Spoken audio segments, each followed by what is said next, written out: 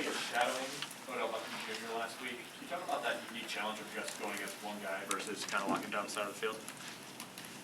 Nothing I'm not used to doing. I mean, I did it in college. I practiced it throughout camp this year. So, I mean, for me, it was just knowing what the assignment was and going out and being able to execute.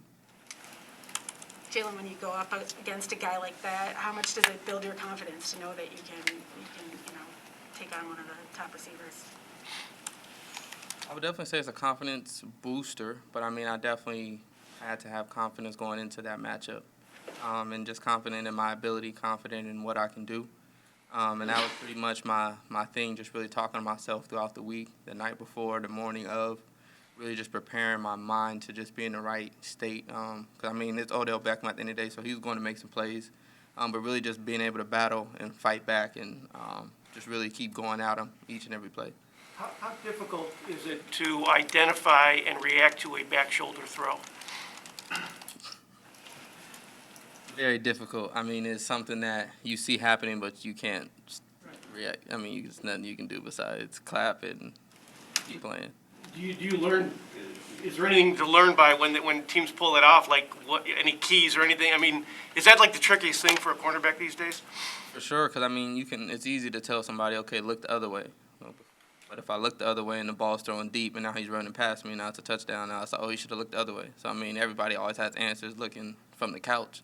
I mean, at the end of the day, all the corners know there's pretty much no right answer when the quarterback throws the ball the opposite of where you're thinking it's going to go. So, I mean, it's really just something that you accept as a DB and you keep playing.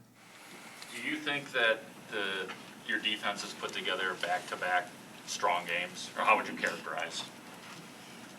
How would I characterize it?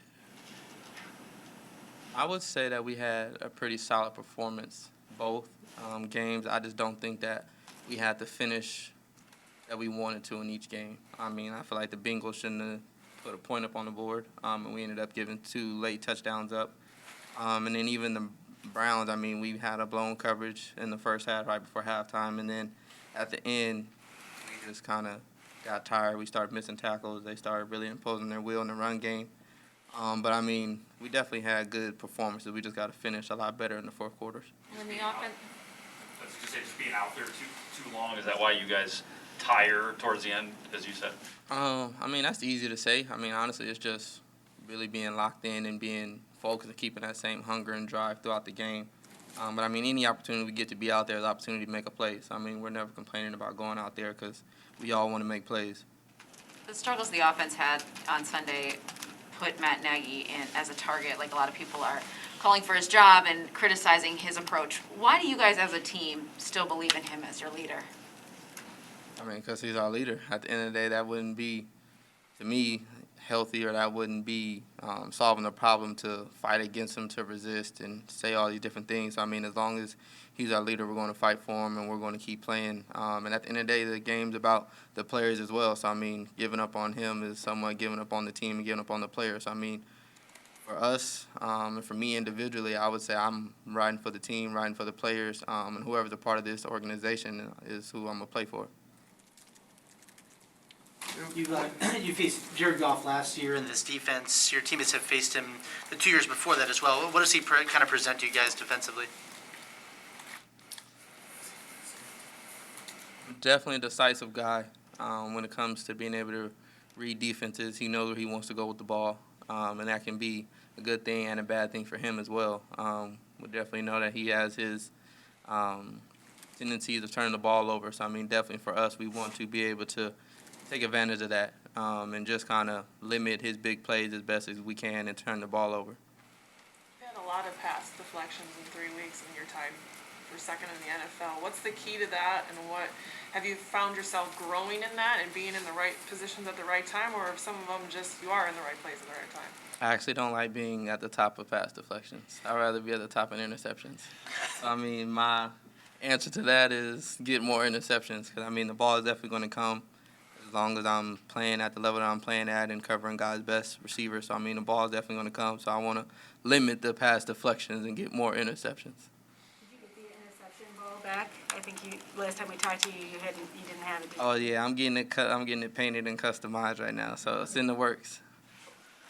Coach Nagy said that Danny Trevathan's coming off injured reserve. As a young player in this league, what's it like having him as a teammate and as the vocal leader on this defense?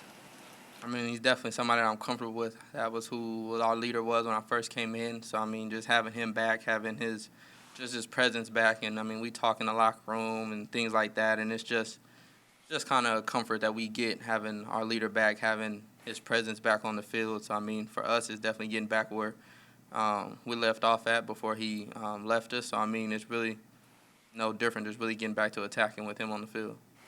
Jaylon, you've seen Justin mature and grow just over these past few months. How do you think he'll respond to a struggling first starting appearance? I think he'll bounce back well, and I feel like we all believe that. Even everybody in this room, I feel like we know the type of person that Justin is, the way he looks at football, his competitive nature. So, I mean, for us, there's no hesitation that he's going to keep bouncing back and keep fighting for everything that he wants, for sure.